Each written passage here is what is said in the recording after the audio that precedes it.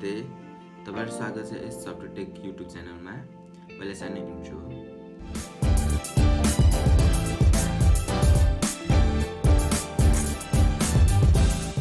आजको टपिक हाम्रो अनबक्सिङको हो। हाम्रो एउटा क्याल्कुलेटरको अनबक्सिङ हुँदैछ जुन FX-991ES प्लस भनेको क्याल्कुलेटरको साइन्टिफिक क्याल्कुलेटरको अनबक्सिङ हुँदैछ। यो मैले किनेको हिजो किनकि मैले पहिले त किन्थ्यो तर यो लकडाउनले गर्दा किन्न सकिनँ। त्यही भएर मैले यो युजफुल पनि चाहिए पनि छ, त्यसले गर्दा यसको बारेमा अब अनबक्सिङ गर्दै गरौँ। हामीले क्याल्कुलेटर छुट्टै राखौँ। हामीले पहिला यो क्याल्कुलेटरलाई यो मोबाइललाई मैले यता ल्याउन चाहेँ। क्याल्कुलेटर छुट्टै राखौँ। त्यसपछि के छ कागजपत्रहरू यता चाहिने त्यति कागजपत्र कति कागजपत्र चाहियो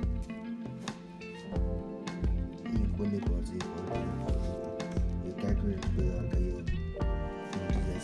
कागजपत्र यसमा हामीले पाउन सक्छौँ यो स्टिकर पाउन सक्छौँ जुन हामीले तपाईँलाई देखिरहेको जुन हामी मतलब यो त्यहाँ टास्नको यो क्याल्कुलेटरमा टास्नको लागि सजिलो हुन्छ। र अरू के छ क्याल्कुलेटरभित्र अरू के लेखेको रहेछ यसमा हेरौँ।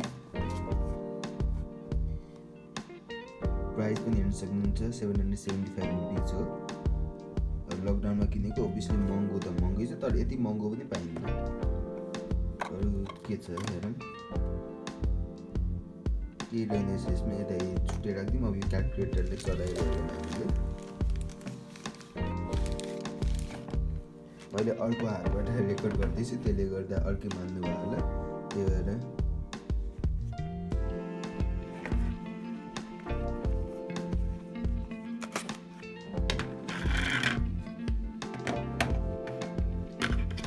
यस्तो छ।